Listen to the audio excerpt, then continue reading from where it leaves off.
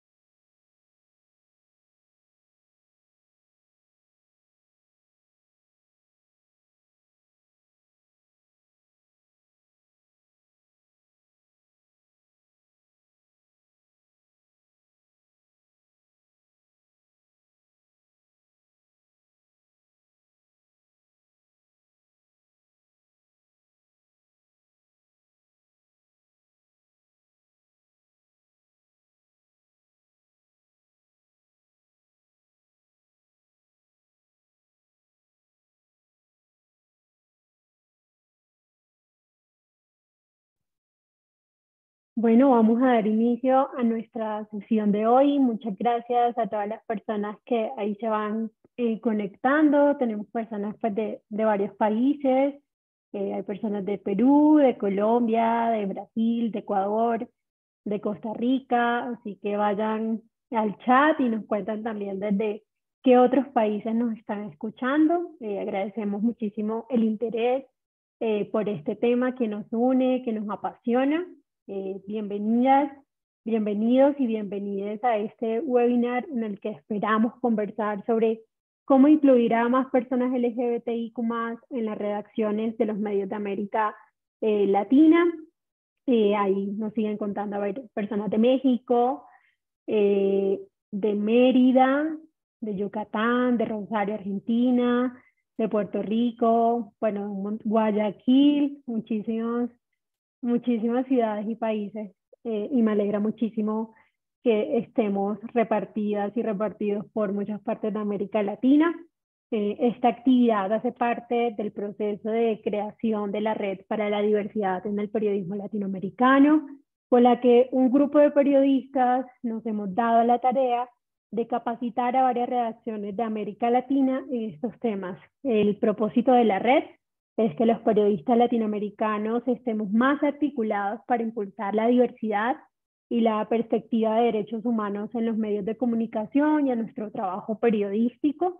El propósito principal es la capacitación, formar a más periodistas en diversidad para que repliquemos este enfoque.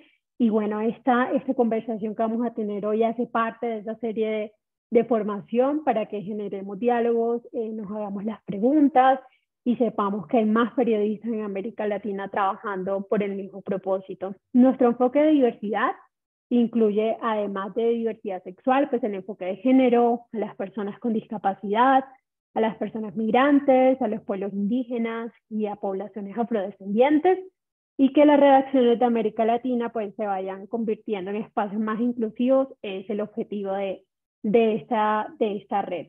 La red también ha sido apoyada por el Centro NICE y Google News Initiative, y ya hemos realizado pues conferencias, cursos en línea, ebooks, entre otras actividades. Mi nombre es Pilar Cuarta Rodríguez, soy periodista y abogada colombiana y hoy me acompañan dos periodistas, Mariana Escobar Bernosque y Felipe Morales Sierra, también de Colombia, a quienes voy a cederles brevemente la palabra para que se presenten y nos cuenten desde qué lugar se reconocen ustedes en la vida y en el periodismo. Bueno, hola, buenas tardes a todos. Mi nombre es Mariana Escobar Bernoski, mis pronombres son ella. Eh, Me identifico como una mujer queer porque no siento que alguna etiqueta exprese mi orientación sexual realmente. Soy comunicadora social y periodista.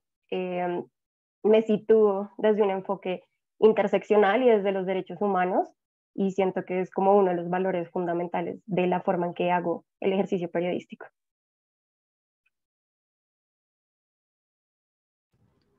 Hola, buenas tardes a todos y a todas. Yo soy Felipe Morales, también periodista del Espectador. Pues me identifico como un hombre gay y especialmente como un periodista interesado en el cubrimiento de derechos humanos y en el enfoque de género. Bueno, muchas gracias por presentarse. Siguiente diapositiva, por favor. Hoy conversaremos sobre nuestra experiencia en el periodismo con enfoque de diversidad sexual y trataremos pues de aportar ideas sobre cómo las redacciones pueden incluir a más periodistas LGBT y qué beneficios pues trae también esa inclusión. Y hablar de esto supone un reto gigante porque no hay cifras e informes recientes que analicen, por ejemplo, cuántas personas LGBTIQ más hacen parte de las redacciones en la región, qué cargos están ocupando, qué fuentes están cubriendo. Siguiente, por favor. En materia de mujeres, es más amplio como los datos, son más amplios que se conocen. Los análisis, los informes, pues ya abordan al menos un poco la vinculación de las mujeres a las redacciones. Sabemos, por ejemplo, sobre mujeres periodistas, según un estudio de Reuters, que el 21% de los puestos jerárquicos están en manos de mujeres, pese a que en promedio pues las mujeres suponemos el 40% del total de los periodistas que ejercemos la profesión. En esa misma fuente de Reuters sabemos también que la mayoría de los líderes en el mercado de los medios de comunicación son hombres. En ninguna parte pues se registra una mayoría de mujeres al mando. Por su parte la CIDH también ha dicho que por lo menos el 43% de las personas que presentan o reportan noticias en América Latina pues son mujeres. En Colombia, por ejemplo, se sabe que solo 2 de cada 10 mujeres son periodistas que cubren temas en la agenda como de secciones encargadas de política y judicial, que han sido como asociadas históricamente como a fuentes duras, como si los hombres solamente pudieran cubrir estas fuentes. Y en Argentina, por su parte, también se sabe que el 77% de las mujeres pues consideraba que no tenían igual remuneración que sus colegas varones. Y así podemos seguir enumerando un montón de cifras. Siguiente, por favor, pero sobre periodistas LGBTI más en América Latina sabemos poco o casi nada. Lo que hay pues son estudios como independientes que se han hecho en algunos países.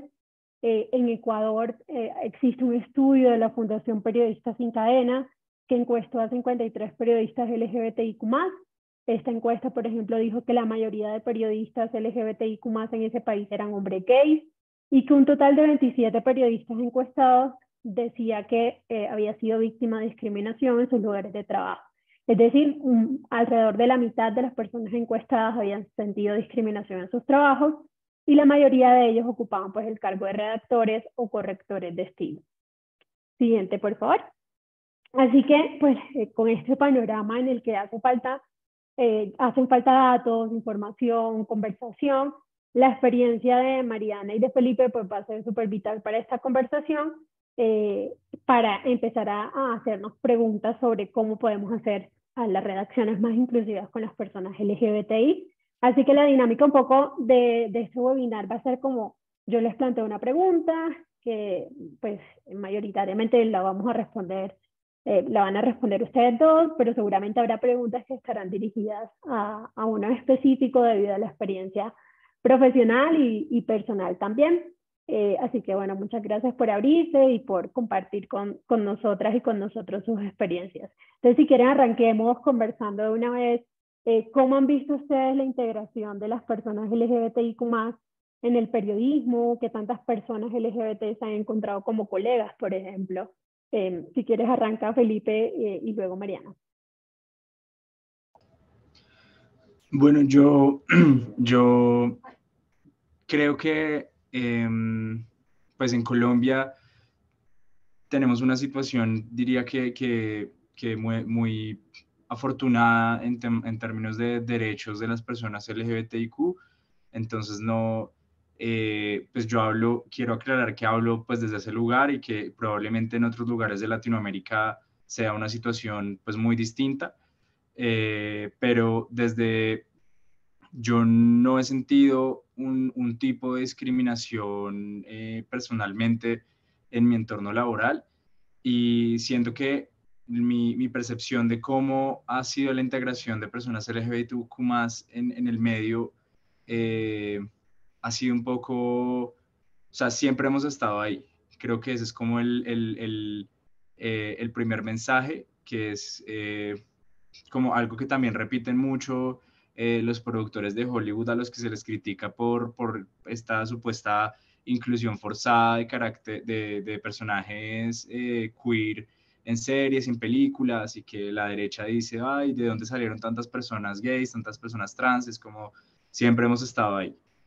Simplemente ahorita somos visibles. Yo creo que esa época del don't ask, don't tell está pasada de moda, y más que pasada de moda es como pues vulnera mucho nuestro derecho al desarrollo de nuestra personalidad, y yo siento que yo esa pelea no la tuve que dar. Siento que cuando llegué al periodismo, pues como verán, soy muy joven, ya había como unos cimientos de integración y de aceptación.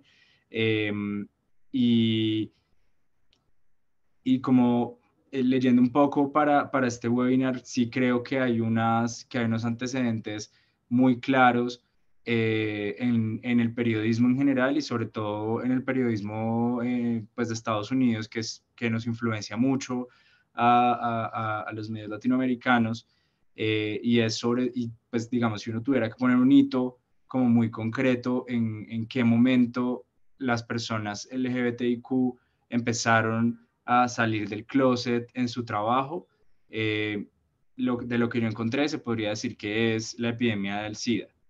Y en ese momento, pues hubo muchas personas, sobre todo hombres gays, que eran periodistas reconocidos, que no eran abiertamente homosexuales en sus lugares de trabajo, desde luego, y de repente se contagian de VIH. Por ejemplo, le sucedió a Samuel Friedman, que era un editor muy conocido del New York Times, y al New York Times en los 90 lo criticaron.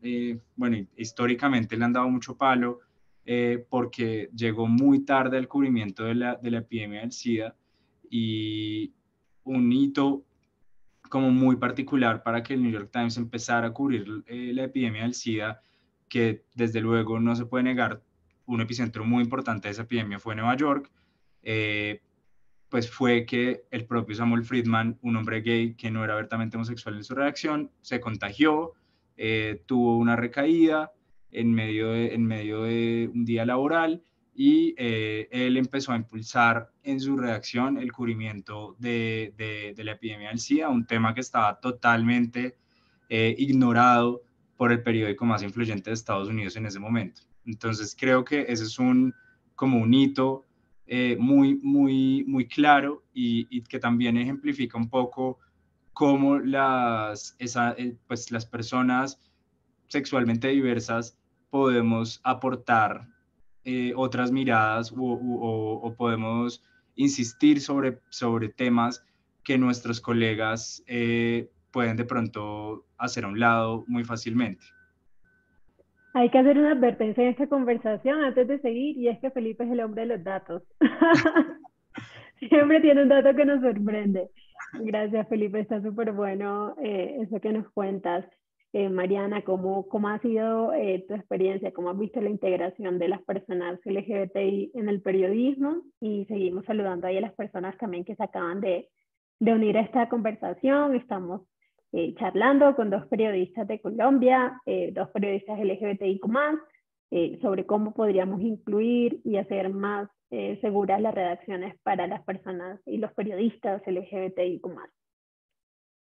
Bueno, yo siento que mi experiencia es quizás un poco distinto, porque yo me siento en ese cambio generacional, ¿no? Yo estoy apenas iniciando mi trayectoria profesional y yo concuerdo con lo que dice Felipe, siempre hemos estado en el oficio, que somos más visibles ahora es distinto y que estamos pasando de ser contenido de nicho en medios especializados a ser parte de los medios tradicionales, es ahí donde se ve como ese cambio, ¿no? Antes de trabajar en El Espectador, yo trabajaba en una plataforma, en un magazine LGBT, en donde éramos fácilmente 15, 20 personas con orientaciones sexuales y de género diversas, todas periodistas, todas comunicadoras sociales, que trabajábamos para crear contenido ya sea periodístico o de entretenimiento, pero contenido para medios. Y yo sí siento que es ese cambio el que ha permitido que muchas personas se sientan más tranquilas en querer ingresar a un medio tradicional, ¿no? Porque conozco compañeros, compañeras que prefieren dejar de trabajar o freelancear por el miedo de que en las propias redacciones les irrespeten su identidad de género, por ejemplo, o que sean víctimas de discriminación en sus mismos espacios de trabajo o que no sean tomadas en serio por el hecho de tener una orientación sexual diversa. Y es por eso que muchas veces el ser visible se da en estos espacios autogestionados, independientes y alternativos, que yo siento que es el primer espacio desde el periodismo que uno encuentra esa seguridad. Ahorita no tanto, ya no son tan fuertes, pero por ejemplo lo que en un momento fue BuzzFeed y Vice fue el primer acercamiento de un enfoque LGBT para muchas personas que estudiábamos comunicación y decíamos cómo puedo ejercer sin tener que ocultar quién soy. Y ese no querer ocultar quién soy es lo que lleva a que ya sea mucho más común y sea mucho más normal pararte desde el género y hacer trabajos desde el género. Y en mi experiencia, que yo me gradué el año pasado de la universidad, yo nunca tuve un problema en decir, quiero tratar estos temas y con este lenguaje desde la facultad. Y siento que eso es algo que quizás hace 10 años era imposible. Y pues me parece muy importante eso. Antes de pasar a la siguiente pregunta, Mariana, te quiero eh, aprovechar que nos contaste eso de tu salto de un medio de nicho a un medio tradicional. ¿Cómo has sentido ese paso? Como ¿qué diferencias encontrarías como en hacer periodismo en un medio en el que todos hablan el mismo idioma, en el que todos tienen un lenguaje común, a pasar a un medio en el que pues no necesariamente todos y todas hablamos en el mismo lenguaje, pues en términos de diversidad? Yo siento que el lenguaje en sí ha sido el principal problema, ¿no? El estar acostumbrada y posicionarse desde un lenguaje inclusivo, que es algo que realmente es muy difícil y pues nosotras lo estamos haciendo en El Espectador, pero no es fácil porque hay como ese cambio. Y yo siento que también va más allá de los conceptos, es entender cómo funciona el mundo interno, cómo funcionan como las, las relaciones dentro de la comunidad LGBT. Por ejemplo, si a ti una mujer trans te dice es que se están preparando para el trepe, es decir, se están preparando para arreglarse, no, una persona que no esté metida en los conceptos no lo va a entender, que es lo que explicabas tú, Pili. Y siento que eso también va desde una pedagogía y un interés en querer explicar como qué significa cada palabra y también entender por qué precisamente debido a esa invisibilización histórica es que han surgido estos espacios alternativos, porque es más, me siento más tranquila pudiendo hablar con gente que va a entenderme, a con gente que es desde un primer momento va a reaccionar. Por ejemplo, sucedió en agosto del año pasado que sacamos el perfil de Diana Navarro, quien era una activista trans muy importante en Colombia y que falleció debido pues a salud médica. Y decidimos como acción de respeto a su memoria y política titularla como ella siempre se identificó, que era Diana Navarro, trans, puta y marica. Y fue una decisión, uno, porque era ella, así se enunció siempre, no había razón por cual silenciarlo, y dos, porque era parte de la acción política de por qué estamos hablando de un periodismo desde el género, y aún así las reacciones fueron ¿cómo van a titular de esa forma? Quítenle el título a esa periodista, eso está muy mal hecho, cuando realmente hay un choque que es en esa incomodidad que se nota, ok, hay que poner los temas en la discusión y que la gente esté dispuesta a entender el por qué detrás de eso. Pasemos entonces a la siguiente pregunta, la pregunta 2. Ustedes ya nos adelantaron un poquito sobre su experiencia personal, pero ya quisiera preguntarles concretamente cómo se han sentido expresando abiertamente su orientación sexual en el ámbito laboral, pues, sin tener que ocultarlo, sin tener que sentirse como de pronto con miedo a decir yo soy una persona queer, yo soy una persona LGBT. ¿Cómo se han sentido ustedes? No solamente en su espacio de trabajo, sino también trabajando en general en periodismo, ¿no? Haciendo reportería, consultando una fuente, cubriendo un evento. Sí, pues yo cubro temas judiciales, principalmente pues lo que tiene que ver con justicia penal o criminal y justicia transicional. Y pues como decía hace un rato, en mi entorno de trabajo, refiriéndome a la redacción en la que trabajo, yo no he sentido nunca que mi orientación sexual sea un problema o, o no he sentido, digamos, un acto de discriminación por parte de mis compañeros, que pues y también se lo atribuye un poco a que somos una redacción joven, pero es otra cosa salir a cubrir una fuente que es tan tradicionalmente machista y tan, pues sí, masculinizada y en la que hay como, pues, unos estereotipos muy fijados sobre lo que debe ser un hombre, ¿no? Entonces, yo, sobre todo, como una cosa que me ha costado mucho y que todavía no logro entender, bueno, no logro darle la vuelta a cómo manejar, es cuando una fuente dice, pues, hace un comentario homofóbico o transfóbico y estamos en un contexto en el que, pues, yo siento que cuando uno está hablando con una fuente no es una relación completamente horizontal, porque uno sí quiere que la otra persona, pues de alguna manera entregue un tipo de información, uno está esperando algo como de información y eso depende pues de que la relación sea buena. Y cuando me ha pasado algunas veces que fuentes se ríen de chistes homofóbicos o los hacen, no refiriéndose a mí, sino a alguna situación en particular, algún caso, y es una situación que ahí sí no sé cómo manejar, no sé,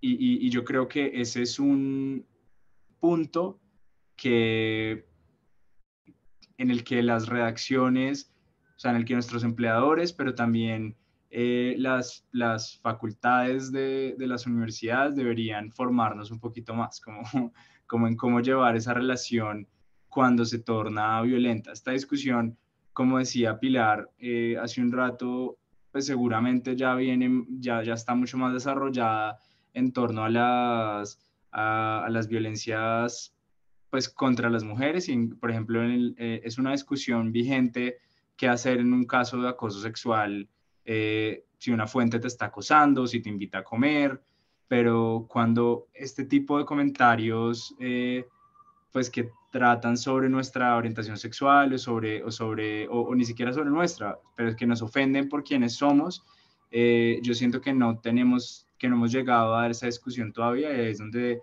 siento que hay como una talanquera muy grande para que personas LGBTI se involucren en temas pues que salen de lo tradicionalmente concebido sí, como LGBT, ¿no? Entonces, creo que sí, sí, sí, formamos y damos herramientas para eso, podemos hacer que que personas como nosotros se sientan más seguras en contextos así. Yo sí siento que mi experiencia es completamente la opuesta, porque de cierto modo lo digo desde un privilegio de que sé que mi orientación es la razón por la cual estoy ejerciendo el periodismo de esta manera y me facilita muchísimo el poder acercarme a las fuentes y generar ese sentimiento de empatía y de confianza en saber que mis fuentes van a saber que voy a entender de cierto modo su experiencia de vida. Obviamente ese privilegio también va con el hecho de que soy una mujer blanca, clase media, que quizás no sería lo mismo de personas que vienen de experiencias como más comunitarias, pero desde lo laboral siento que no ha sido una experiencia mala y he tenido el privilegio de sentirme cómoda. Ahora, los comentarios negativos nunca faltan y son comentarios que vienen desde la audiencia e incluso desde gente que uno no se esperaría que le va a hacer esos comentarios. Tuvimos una experiencia hace muy poco de gente en la misma redacción diciendo que el trabajo que hacíamos era inclusión forzada dentro de la misma redacción. Entonces eso es como una lucha de damos 2 pasos y nos devolvemos 3, pero que son esos pasos los que valen la pena dar y quizás puede ser un posicionamiento político que es cuestionable, pero es no quererse ocultar y el no quererse ocultar es hacer el trabajo diciendo uno quién es y sin mentir, ¿no? Porque a veces eso es cuando viene a jugar como los de los conflictos de intereses y es preferible decir como, hola, mi nombre es Mariana, soy una periodista abiertamente LGBT y lo estoy haciendo desde mi experiencia de vida y desde mi perspectiva. Entonces, yo siento que ha sido como de ires y venires. Pasemos a la siguiente pregunta que es como la central también en este conversatorio y es, ya conociendo la experiencia de ustedes, sus sentires también, ¿qué buenas prácticas podrían implementar las redacciones para hacer espacios seguros e inclusivos para las personas LGBTI? Si pudiéramos como dar esos tips de lo que a nosotras y a nosotros nos gustaría para que sean espacios pues, seguros. Mari, ¿quieres empezar esta tú? Para que no sigamos en el mismo ping-pong. Dale. Bueno, yo siento que hay que trabajarle mucho a la pedagogía y una educación en género, en el sentido de que no cuesta nada preguntarle a alguien cómo quisiera ser identificada y no asumir quién es. Que esto pues sucede mucho con los pronombres y con la identidad de género de las personas, ¿no? Eso no cuesta nada. Y puede que sea la identidad que tú estabas asumiendo, pero más vale pues preguntarle, ¿no? No asumir. Y también yo lo miro en que hacer las redacciones espacios seguros e inclusivos para las personas LGBT no es solamente pensando en los y las periodistas que puedan ingresar, sino también a las personas que van a consumir el contenido que estamos realizando. Entonces, por ejemplo, así extrapolando, si voy a hacer una nota sobre fútbol, no voy a ir a contactar a un especialista en béisbol. Entonces, si estoy haciendo una nota que está hablando sobre un tema de una comunidad que es diversa, pues busco acercarme a gente de la comunidad diversa para entender sus experiencias y no tratar desde esa mirada externa a saber qué están haciendo, ¿no? Y ese buscar voces y buscar fuentes que tengan pues un conocimiento un poco más experiencial ayuda a hacer los espacios más seguros y más inclusivos. También el hecho de saber cómo se están presentando los temas y de la forma en que se está, por ejemplo, titulando unas notas, ¿no? No es lo mismo decir, mataron a una mujer trans en el barrio Santa Fe de Bogotá, que es una zona pues exclusiva del trabajo sexual, a, a contar quién era la persona atrás, ¿no? Y usar las palabras correctas sin caer en la revictimización, que yo siento que esas son prácticas que nacen desde los medios para las personas. Yo también creo que o sea, mi respuesta tiene dos niveles. Creo que hay prácticas que podemos, o sea, que deberían implementarse institucionalmente en los medios de comunicación, o sea, que tiene que ser una decisión institucional y hay prácticas que creo que todos los que estamos en este webinar podemos implementar como una decisión personal y muy consciente. Y en el nivel institucional, yo creo como el nivel institucional organizacional, creo que hay dos cosas como fundamentales. Una es una acción decidida contra actos violentos, es decir, los comentarios homófobos tienen que parar y se tienen que entender que no son chistes. Las microagresiones que vemos constantemente, que porque, ay, si viste que este man se pintó las uñas, si viste que, si le viste la pinta a ella, ese tipo de comentarios tienen que parar y o sea, tiene que haber una acción decidida institucional y una forma clara de cómo atender ese tipo de casos. Y en segundo lugar, eso tiene que estar acompañado, coincido con Mariana, de una pedagogía pues muy profunda que o sea, yo siento que cuando hablamos de estos temas hay mucha resistencia o sea, la resistencia se previene es que no se les puede decir nada, ¿no? Como este lugar de la hipersensibilidad, de la hipercorrección política, pero yo creo que la pedagogía tiene que estar encaminada a que entendamos, uno, el respeto por el otro como un principio como básico, universal de los derechos humanos, y dos, todo lo que puede aportar la diversidad.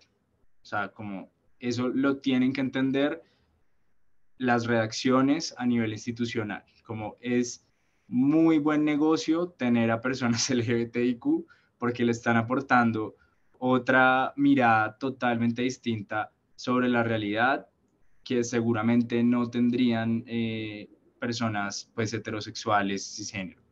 Y ya pasando a la segunda parte de mi respuesta, las acciones como más personales que cada uno y cada una de nosotros podemos tomar. Yo siento que a lo largo de mi vida profesional y también personal, algo que me ha ayudado siempre es tener aliados. Y siento que eso es algo que todos podemos tomar la decisión, incluso si no nos identificamos como una persona LGBTIQ, de ser un aliado de esa persona LGBTIQ en nuestra redacción. Porque la mayoría, cada vez menos mal, pero muchas personas LGBTIQ sienten en el ámbito laboral, pues, no sé, vergüenza o sienten que tienen que esconder quiénes son, y es bueno siempre contar con una persona que se siente al lado, que te pregunte, como decía Mariana, cómo quieres que te llame, eh, y sobre todo que escuche. Esa es una invitación como muy personal. Escuchen a las personas LGBTIQ de sus redacciones, escuchémoslas más, porque siempre va a ser, o sea, esa mirada interseccional sobre un problema que puede estar siendo ignorado, siempre va a aportar más. O sea, siempre es un lugar, una persona LGBT le puede apuntar la luz a un lugar que estaba oscuro antes de que llegara. Y eso es una decisión personal de cada uno, de decir, pues no voy a reírme del chiste, pero es que además voy a acompañar a esta persona, le voy a preguntar si necesita algo, voy a, voy a almorzar con ella hoy, y como que ese entorno seguro creo que no depende solamente de un nivel institucional, sino que nosotros también lo construimos, y, bueno, y esa decisión personal viene pegado de lo que decía Mariana hace un rato, que reitero, y es la diversidad también no solamente está en cómo nos relacionamos con nuestros colegas, sino también en cómo nos relacionamos pues con las audiencias y con las fuentes mismas. Hay un montón de personas LGBTIQ súper preparadas en muchísimos campos que de repente pueden estar siendo dejados a un lado como fuentes simplemente porque, no sé, porque otro colega no se lo toma en serio. Entonces hay un saber profundo y muy importante que podemos aprovechar y que, no sé, que sea una meta. Yo personalmente tengo una práctica pues propia que nunca he compartido en público, y es que cuando estoy haciendo una nota siempre intento consultar al mismo número de mujeres que de hombres, sobre todo para notas, no sé, las que necesito voces expertas. Siempre intento consultar al mismo número de mujeres expertas que de hombres expertos, y créanme que los encuentro. Y puede que no todas las mujeres respondan y la nota quede solo con voces de hombres, pero yo por lo menos quedo con la conciencia tranquila de que estoy como intentando hacer el trabajo así, y siento que podemos hacer algo similar con las personas LGBTI. Salir a buscar esas fuentes que sí que están allí afuera y sí que quieren ser escuchadas. Yo creo que ahí también sumaría en las recomendaciones de buenas prácticas, consultar también diferentes fuentes de diferentes orientaciones e identidades, ¿no? Incluso también para los temas de diversidad sexual, no solamente concentrar, por ejemplo, las fuentes en la experiencia de hombres homosexuales, sino también incluir a mujeres bisexuales que están supremamente invisibilizadas dentro de la propia población, a los hombres trans que también están supremamente invisibilizados, porque también suele suceder que dentro de la misma diversidad como que hay unas experiencias que tienen más visibilización que otras, y nuestras fuentes también se vuelven también más recurrentes que otras, entonces también supone como un reto dentro de la diversidad también ser, valga la redundancia, también ser muy diversas. Y también otra recomendación, una buena práctica podría ser incluir fuentes LGBT para temas que no sean sobre temas de diversidad sexual, sino que podamos consultar a personas trans, personas gays, personas no binarias para temas de política, de judicial, de economía, ¿no? Eso también como dinamiza un poco el trabajo dentro de secciones que no necesariamente tienen que cubrir sobre diversidad sexual. Pasemos a la siguiente pregunta. Quisiera preguntarle a Mariana primero, porque Mariana hace parte de una sección que se dedica exclusivamente al tema de diversidad sexual, a diferencia de Felipe, que hace parte de una sección como judicial que cubre pues temas de ese ámbito, pero no necesariamente siempre está produciendo contenido sobre diversidad sexual. Mariana, ¿tú qué opinas de la necesidad de un medio de comunicación de tener una sección exclusiva sobre género y diversidad sexual? ¿Debería existir o no es tan indispensable como creemos? Hace un tiempo, en un blog de la Fundación Gabo, José González de Sembra Media escribió que pues el periodismo debería ser tan incluyente y diverso como la realidad misma. Entonces, en un mundo ideal, claro, todas las secciones o todos los medios deberían tener un enfoque de género e incluso una sección especial que cubra temas de diversidad sexual. Pero si te soy sincera, yo creo que eso es muy difícil. Yo creo que no todos los medios están dispuestos a tener un contenido o aportarle, por ejemplo, al 100% a cubrir estos temas, porque también lo que decías, existe un imaginario de que los temas LGBT entonces son solo fulanito salió del closet y es tal persona, no, o sea, al igual que todas las personas están en todos los campos, las personas LGBT igualmente, entonces, por ejemplo, en la sección de género y diversidad tratamos temas de cultura, de política, judiciales y pues entretenimiento. Entonces es como que quizás no es algo que todos los medios quisieran apostarle, pero yo sí siento que sería muy importante, por lo menos, que cada sección intentara tener esa mirada de género, por lo que comentábamos pues previamente y lo que hacían pues especificidad, ¿no? De las fuentes, hay profesionales que muchas veces son invisibilizadas por el simple hecho de su orientación o de su identidad, o que quizás no sabemos que toda la vida hemos estado consultando a una persona diversa porque es respetable y no quiere, y quiere mantener su orientación pues oculta, y es completamente válido. Nadie debe estar obligado, obligada a ser visible. Y eso también va un poco en la manera en que entendemos qué temas son de diversidad sexual y cuáles no.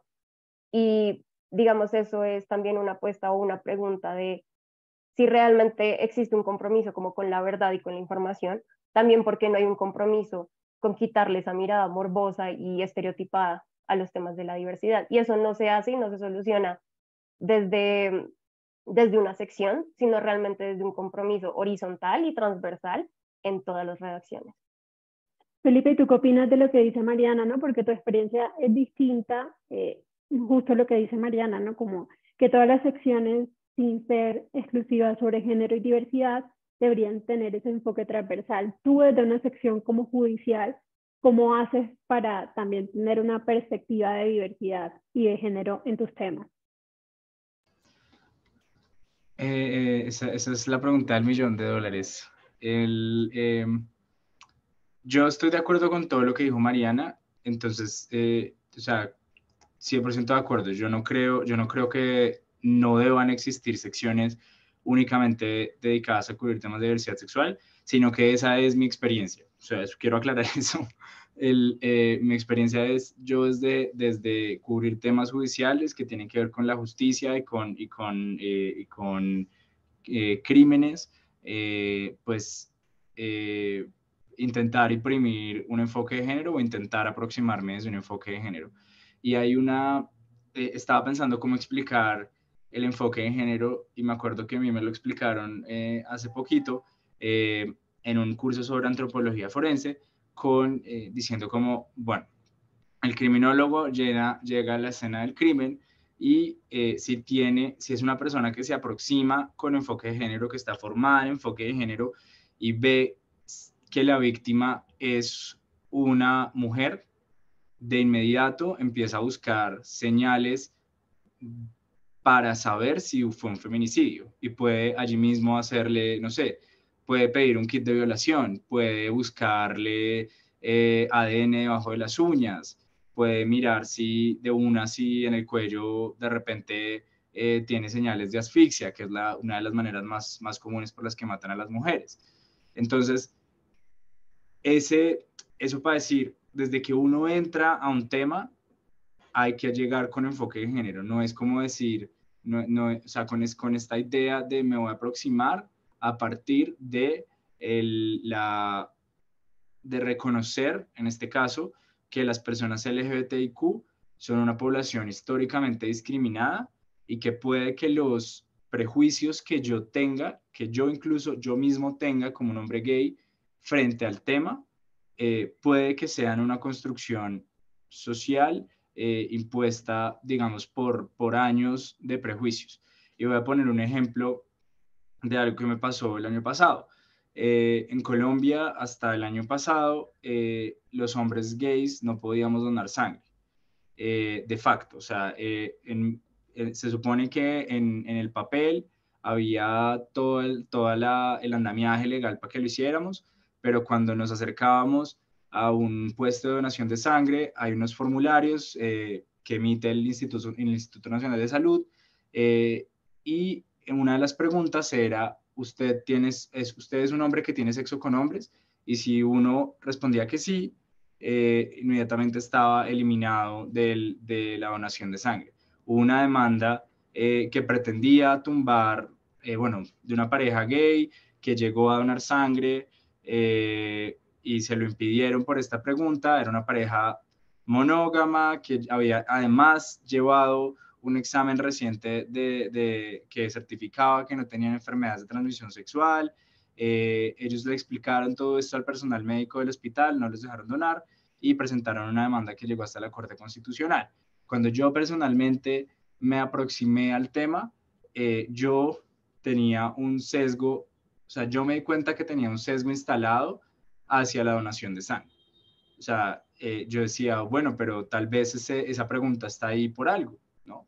Como seguramente sí es más probable que los hombres gays tengamos VIH, porque pues eso es lo que nos han dicho toda la vida. Y cuando empecé a hablar con distintas fuentes, empecé a leer documentos de salud pública citados en la demanda y que hacían parte del expediente, me di cuenta que de ninguna manera. O sea, además de que el concepto bajo el cual el Ministerio de Salud colombiano justificaba este hecho de discriminación era totalmente obsoleto, eh, pues realmente las cifras mostraban que la prevalencia de VIH en los hombres gays ya no era mucho mayor que en las personas heterosexuales. Entonces, ahí yo me di cuenta que yo tenía a pesar de ser un hombre gay, un sesgo instalado en mí y que yo siento que no hubiera logrado sobrepasar si yo no fuera un hombre gay. ¿Sí me van a entender? Porque yo, pues también he vivido que no me dejen donar sangre. Entonces, siento que ahí es donde, como decía hace un rato, aporta nuestra experiencia personal al ejercicio periodístico. Y siento que esa decisión de aplicar transversalmente el enfoque de género y que no sea solamente eh, una, como por llenar una casilla, es donde nos empezamos también a retar personalmente. O sea, para mí fue personalmente enriquecedor, pero también difícil darme cuenta que tenía un prejuicio instalado sobre mi propia persona. Y así, o sea, es una constante eso también permite, si uno tiene ya como muy instalado un enfoque de género en su ejercicio periodístico, puede, así como el criminólogo que decía al comienzo, estar pescando pruebas, uno puede estar pescando temas, puede estar pescando palabras, situaciones que tal vez no deberían ser así y eso le aporta muchísimo a las reacciones. O sea, yo creo que no se ha medido la importancia de tener este tipo de miradas distintas sobre temas que dejamos a un lado a veces. Está súper interesante esta reflexión, ¿no? Porque también es importante reconocer que como personas LGBT también debemos permitirnos o permitirse hacerse esos cuestionamientos y entender también los propios prejuicios, como el hecho de ser LGBT no te libra, pues, de los prejuicios. Aquí en el chat les comparto una idea de Ruth María. Ella nos dice ahorita a propósito que hablábamos sobre las fuentes, pues que es importante aclarar que no hay por qué mencionar que la fuente es gay todo el tiempo, lesbiana, sino plantearla pues desde el conocimiento. Me parece súper interesante ese aporte. Las invito y los invito también a que nos dejen sus preguntas, sus dudas en el chat. Pasando a la siguiente pregunta, Mariana, quisiera preguntarte a ti, ¿tú crees que solo las personas LGBTIQ+ deberían cubrir temas LGBTIQ+? O como la misma pregunta, ¿no? Las mujeres deberían cubrir noticias sobre mujeres. En el caso de las personas LGBT, deberían estar produciendo los contenidos LGBT. Yo siento que ahí es un dilema muy grande, en el sentido de que yo no creo que solo las personas LGBT sean las que deben cubrir los temas, porque al fin y al cabo si queremos, o sea, el periodismo no es inmune a los cambios sociales y las transformaciones sociales, ¿no? Entonces, si a duras penas ahorita con facilidad se puede ser abiertamente en su campo profesional, pues es muy difícil que solamente sean dos personas tratando de solucionar todo un vacío informativo y una agenda, ¿no?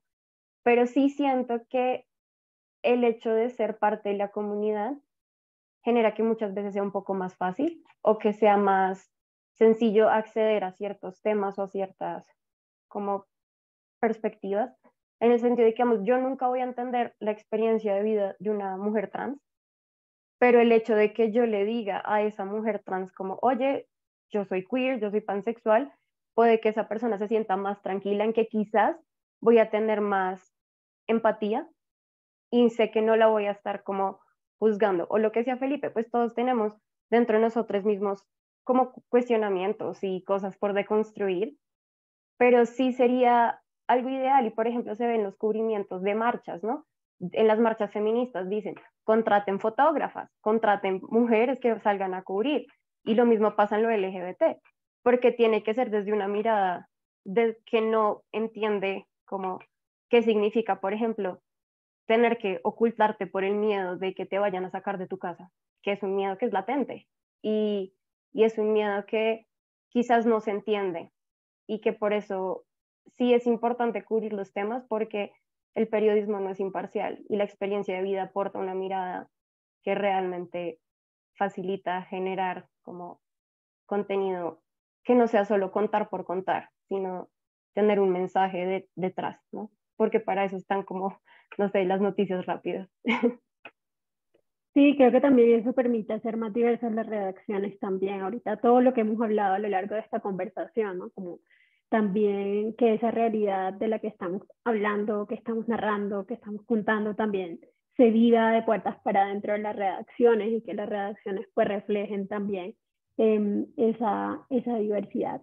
En la siguiente pregunta quisiera que termináramos la conversación para dar paso a las preguntas de las personas que nos están viendo, que nos están escuchando. ¿Qué referentes les podemos dar a estas personas que hoy se interesaron por escucharnos de lo que hacen otros medios de comunicación en materia de diversidad sexual?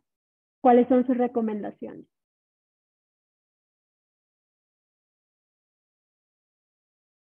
¿Empiezas tú, Felipe? Sí, bueno, yo, hay una, hay un medio, es decir, es que me quedé pensando en un comentario que hicieron en el chat, Marisa Revilla, que dice que vive en Chiapas y que ubica que cada vez somos más personas de la población LGBTIQ en los medios y en el periodismo, pero que eso no garantiza que haya más cobertura de situaciones que nos involucran o nos interpelan. Y me quedé pensando en eso porque justo iba a decir, o sea, lo que estaba por decir o los referentes que estaba por mencionar más bien son medios alternativos y Marisa dice en el comentario que es posible hacerlo en medios alternativos, pero tal vez más difícil hacerlo en medios tradicionales. Entonces, yo podría, digamos, más que recomendar medios en concreto, creo que hay como prácticas interesantes que he visto en algunos medios. Por ejemplo, y los voy a mencionar, hay un medio argentino que se llama Red Acción, que hace contenido, bueno, hace periodismo de soluciones y en el periodismo de soluciones hay historias muy interesantes sobre pues temas de diversidad sexual y población LGBTIQ, porque siento que en los medios tradicionales muchas veces nos quedamos en las narrativas de la prostitución, del VIH o incluso del acceso a derechos y como que hay poco espacio para historias más humanas y de cómo solucionamos nuestros problemas. Eso lo he visto en redacción. En Colombia hay un medio pues que es de mi entraña, de mi corazón, que se llama Mutante, y ellos hacen un ejercicio muy interesante de escuchar a las audiencias. Entonces, por ejemplo, hacen consejos de redacción en los que involucran a las audiencias.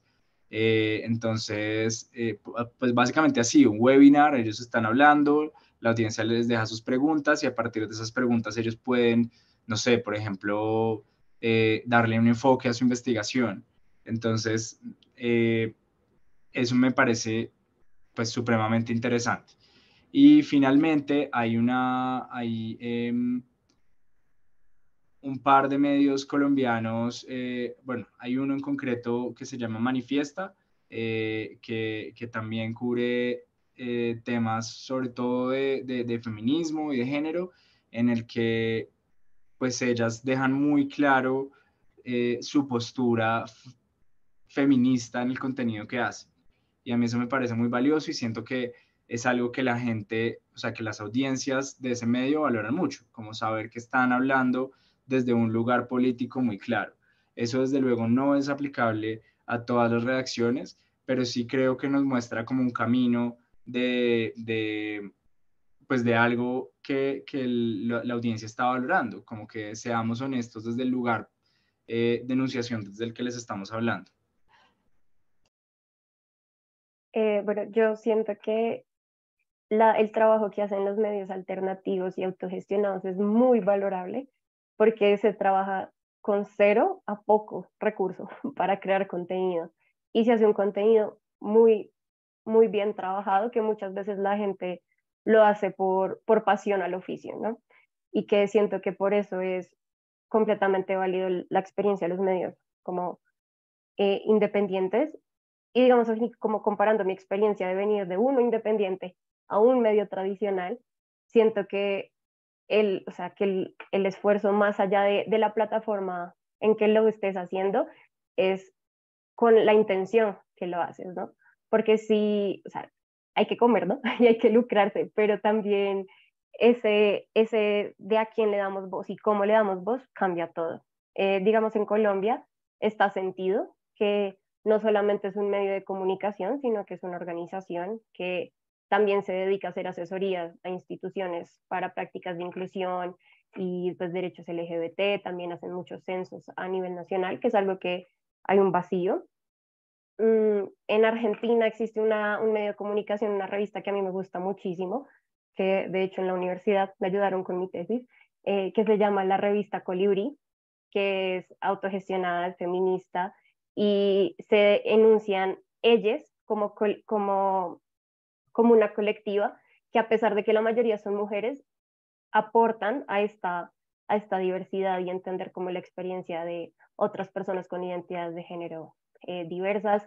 En México está Memorias de Nómada, que me parece que tiene una apuesta súper interesante porque también hablan desde los pueblos indígenas y cómo la diversidad se entiende desde lo indígena, y en un tiempo tenían artículos escritos en maya, que eso me parecía absurdo porque es algo que uno no ve, ¿no? Y es como que tú te das cuenta que hablar en un lenguaje inclusivo no es solamente hablar con la E, es también entender eh, que está la diversidad neurológica, está las diversidades funcionales, y eso también se tiene que reflejar.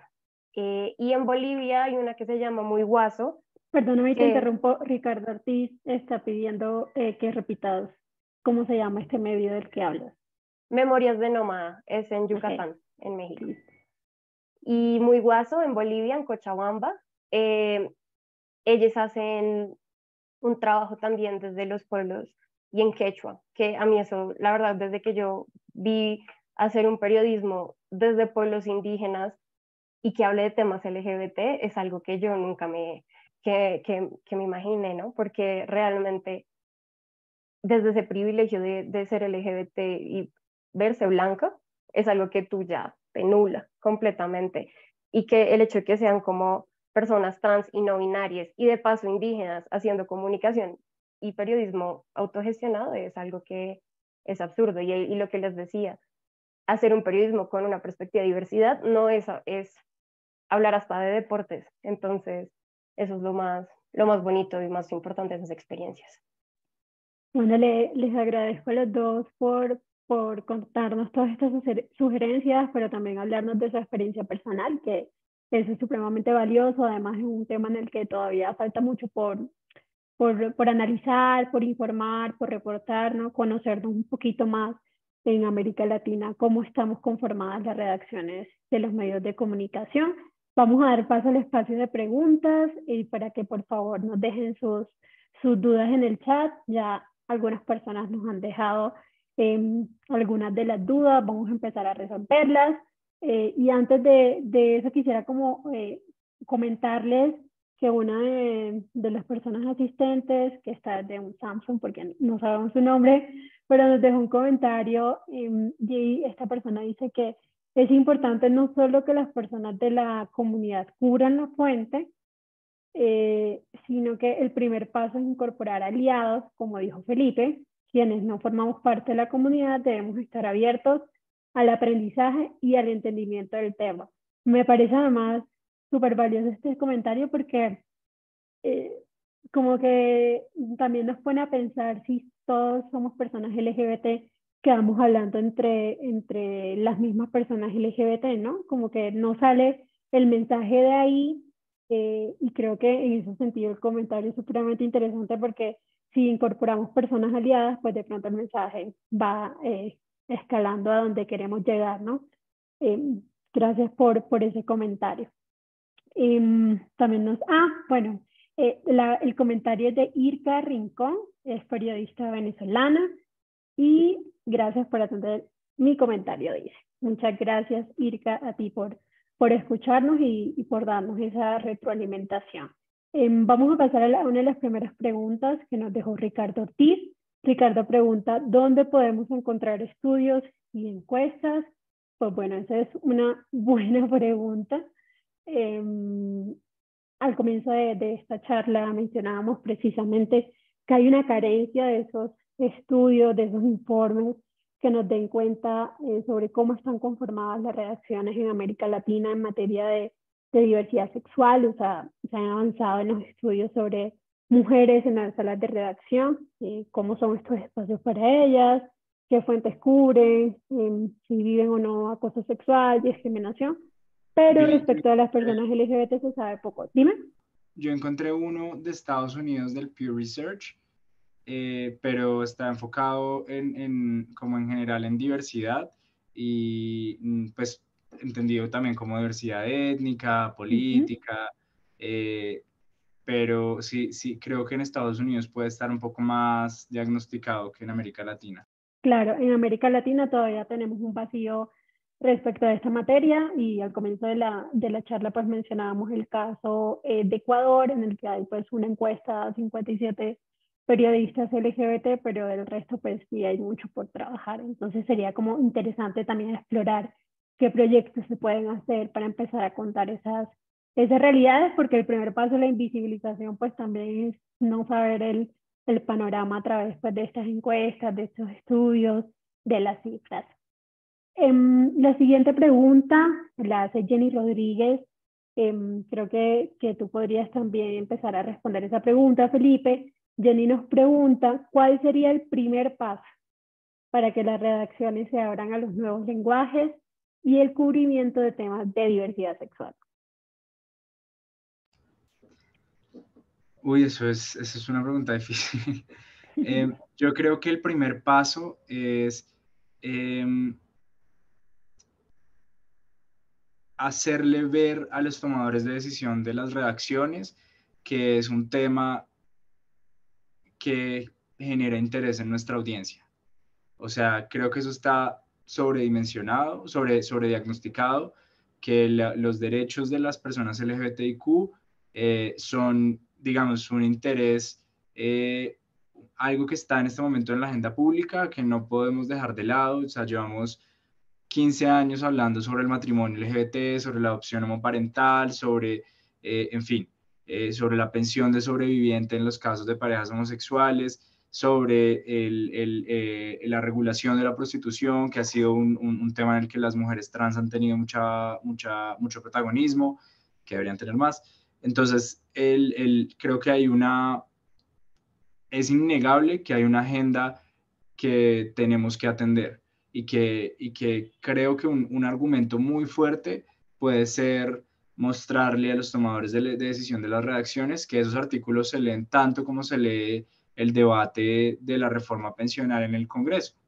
Seguramente en nuestras audiencias va a generar el mismo interés y si genera interés en las audiencias, creo que no tendríamos por qué excluirlo sabiendo que es algo que se está discutiendo en la agenda pública. Yo agregaría también que el primer paso es contratar personas LGBT, ¿no? Con periodistas LGBT. También eso me parece importante. Aunque Mariana lo aclaraba muy bien, que no hay que forzar a nadie a salir del closet, a ser visible. Creo que entender que hay una necesidad también de vincular a las personas periodistas LGBT visibles, me parece que puede ser también un buen punto de arranque para poder ser diversas al interior, pero también en el contenido que narramos. Es como si una redacción estuviera exclusivamente compuesta por hombres y no se le abriera espacio a las mujeres. Siento que en el mismo sentido, pues, las personas LGBT deberían también estar vinculadas sí o sí a las redacciones de los medios de comunicación. La siguiente pregunta, Mariana, creo que tú podrías responder esta duda. Nos la deja Patricia Saavedra. Patricia pregunta si es posible contar historias positivas o historias de éxito relacionadas al tema LGBT. Creo que Patricia también lo que sugiere es como si es posible salirnos un poco de la tragedia, de la victimización, de la discriminación y contar pues historias positivas. Yo creo que sí, y más de que sí se puede, se debe hacer, ¿no? En el sentido de que, lo repito, estamos en todas partes, como que lamentablemente sí, por tradición histórica, social, de cómo funciona el sistema, pues nos han querido invisibilizar y al final terminamos siendo las noticias de asesinatos, de muertes, que son importantes contar para que nuestras, o sea, las vidas no queden en el olvido y porque esta frase puede ser muy trillada, pero es verdad, lo que no se nombra no existe y hay que nombrarlo para que pues haya pues un conocimiento y una no repetición. Pero lo que abundan son historias positivas, es lo que yo, lo que yo siento. Y digamos, hace muy poquito, que es una historia que a mí me gustó muchísimo trabajar, que es el perfil de una conductora trans del sistema público de Bogotá, de buses, y es una historia que ha tenido un recibimiento supremamente bonito. Y son historias que uno dice, esas son las personas que vale la pena visibilizar y también me parece como que hay que buscarlas, hay que mirarlas, ¿no? Hay que cambiar ese enfoque de pensar de que los temas LGBT o son del entretenimiento o son de temas trágicos. Por ejemplo, en Colombia sucedió durante la posesión presidencial que un ministro tuiteó como estoy muy orgulloso, bueno, el esposo de un ministro, ¿no? Tuiteó como estoy muy orgulloso de ver a mi esposo aquí y nadie sabía eso y fue como, wow. Entonces yo siento que hay saber dónde buscar y también entender que si bien hay una resistencia y hay una rabia justificada de que porque las personas diversas siempre apuntan a esa visibilización, también hay que mirar qué son las cosas positivas que están sucediendo, que a veces quedan invisibilizadas, pero hay que tener el olfato, pero ahí están. Sí, yo creo que eso también es supremamente importante porque dignifica también a las personas, ¿no? Como entender también que aparte de ser personas LGBT, más allá de su orientación sexual o identidad de género, pues son personas que viven su vida en todos los ámbitos, son profesionales, son mamás, son papás tal vez, son estudiantes, son conductoras, por ejemplo, en la historia que contabas, y creo que eso es supremamente vital también para entenderlo. Jenny Rodríguez pregunta si en el caso de las Y mujeres, yo dime, quería decir algo adicional, perdón, adelante, de la adelante. respuesta de Mariana, que a mí me parece muy importante, como una manera de salirnos de la retórica de la tragedia, es como darle la vuelta a la tragedia, y por eso la historia de Mariana me parece súper poderosa, porque pues la historia de Victoria Tirado, que es esta conductora, que pues la historia la hizo Mariana, quise decir, que si hay un problema también sobrediagnosticado en la población LGBT es como el empleo, el acceso al empleo, por lo menos en Latinoamérica, las personas LGBT, y en especial las mujeres trans, están relegadas o a la prostitución o a trabajos tradicionalmente pues, feminizados, como la peluquería y otros. Y si uno se para desde ahí, dice como hay una mujer trans que conduce bus en Bogotá y probablemente sea la única en Colombia porque, pues, probablemente, pues ahí hay tremenda historia. Creo que una manera de salirse de la tragedia es como darle la vuelta, como, ok, sabemos que hay, que esa es como la propuesta también del periodismo de soluciones, como sabemos que hay una epidemia de VIH, como por qué no contamos esta estrategia que la está rompiendo y que puede ahorrarle millones al sistema de salud, por poner un ejemplo. Entonces, creo que hay una cosa como súper importante. Sí, y además en esa historia que ya compartimos el link de la conductora trans del sistema público de transporte, la compartimos en el chat. Creo que también lo que tú dices, ¿no? Saca del estereotipo a las mujeres trans, porque aun cuando muchas de ellas se dedican a la peluquería o al trabajo sexual, que no, pues no, digamos, no queremos estigmatizar esos oficios, pero hay otras mujeres trans haciendo otras cosas y dedicándose a otras cosas y creo que esta historia también puede servir para visibilizar un poco esos enfoques que se salen también del prejuicio y de la casilla y de la etiqueta, ¿no? De que las mujeres trans se dedican a ciertos oficios. Ahí la pueden leer en el chat, que también compartimos pues el link de la publicación para que puedan consultarla. La siguiente pregunta la hizo Jenny Rodríguez. Jenny dice que en el caso de las mujeres el feminicidio es uno de los temas más críticos que se dan con frecuencia. En el caso de LGBT, ¿cuáles serían? O sea, ¿cuáles serían los temas más críticos, me imagino más problemáticos, ¿no? En el tema LGBT. Yo diría, antes, si ustedes quieren aportar sus ideas, yo diría que, bueno, uno de los temas más críticos es la violencia. Desafortunadamente, pues la violencia por prejuicio, ¿no? Cuando el móvil está asociado a la orientación sexual o a la identidad de género de las personas, de las víctimas.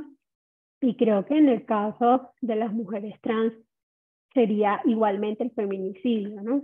Como esa violencia motivada por el hecho de ser mujeres, ese odio a su identidad de género, ese desprecio a no considerarlas como lo suficientemente mujeres, entre comillas, también motiva esta violencia pues machista que impacta también a las mujeres trans. ¿Qué agregarían ustedes, Mariana y Felipe? ¿Cuáles son los temas más críticos?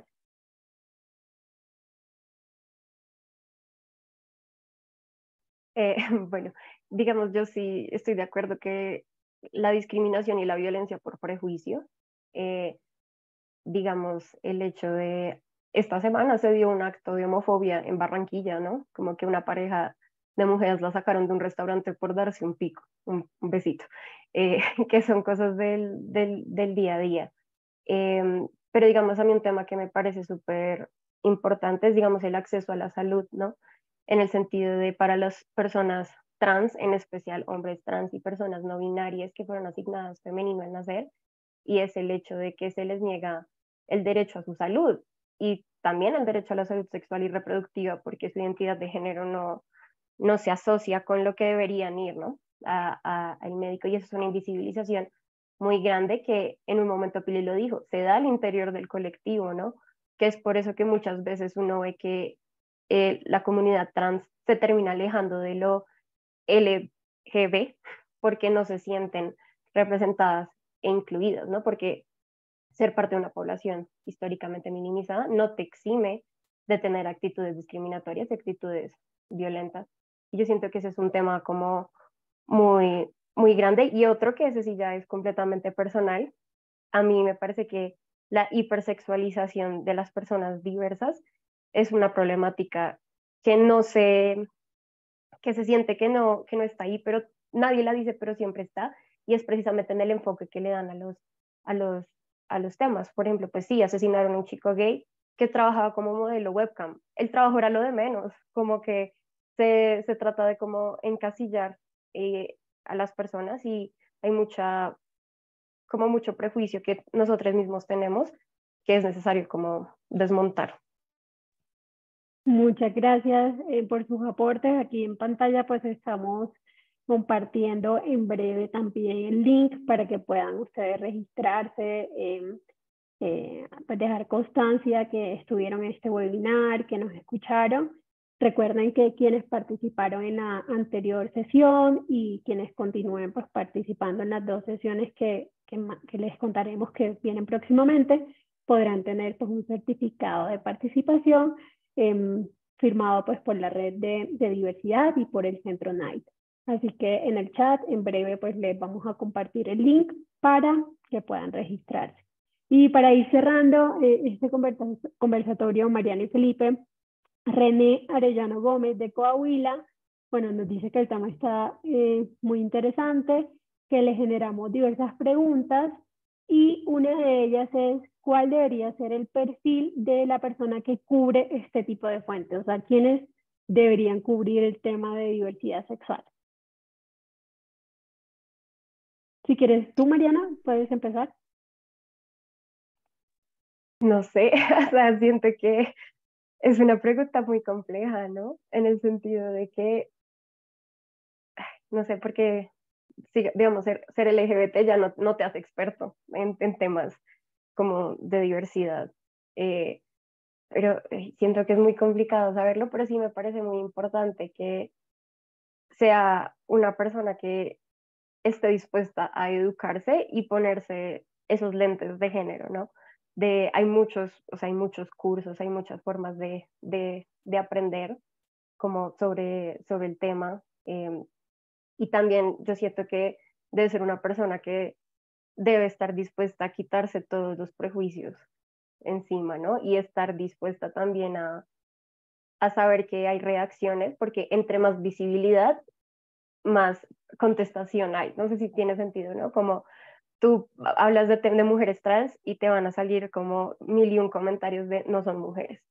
Y siempre hay que tener como un poquito de esa, como de esa valentía o esa fortaleza de saber que va a haber una respuesta. Y también me parece muy importante que también hay que meterle un poquito de calle al asunto y es si te vas a, o sea, meterte y no tenerle miedo y acompañar, por ejemplo, a las chicas trans, ir a los barrios, tratar de entender la experiencia de vida de las personas y es todo, nace desde la empatía y porque si toda la vida te han dicho que estás mal, que no deberías existir, que, estás enfermo y te das cuenta que no, o sea, hay que entender que hay muchos como traumas y que la gente se abra, hay que hacerlo desde, sí, desde la empatía y desde el respeto, completamente.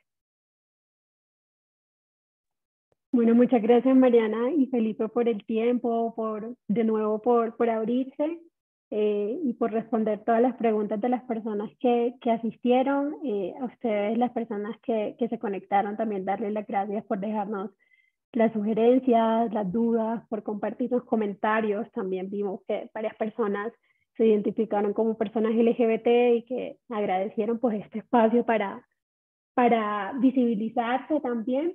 Les queremos recordar que este es un evento organizado por la Red para la Diversidad en el Periodismo Latinoamericano, que pueden visitarnos en nuestra página web diversidadenelperiodismo.org, escribirnos también al correo nicecenterdiversidad@gmail.com, seguirnos en Twitter como la red IP Latam. Creo que Mariana en el chat también ha compartido la cuenta para que ahí nos comenten, para que nos compartan el contenido también que ustedes producen. Y hay dos eventos que vienen próximamente que no se pueden perder. El próximo 23 de febrero habrá una conversación moderada pues, por Mariana Alvarado sobre racismo y discriminación en la cobertura de migración. Va a ser supremamente práctica para entender cómo se puede abordar este tema. Y luego el jueves 9 de marzo, también a esta misma hora, a la hora de hoy, a las 5 p.m. hora de México, habrá un conversatorio moderado por Teresa Juárez, en el que se hablará de la perspectiva de género y cómo lograr coberturas interseccionales. Así que no se pueden perder estos dos conversatorios y nuevamente les agradecemos por su asistencia a este webinar de hoy. Muchas gracias. Muchas gracias a ustedes. Gracias por la invitación.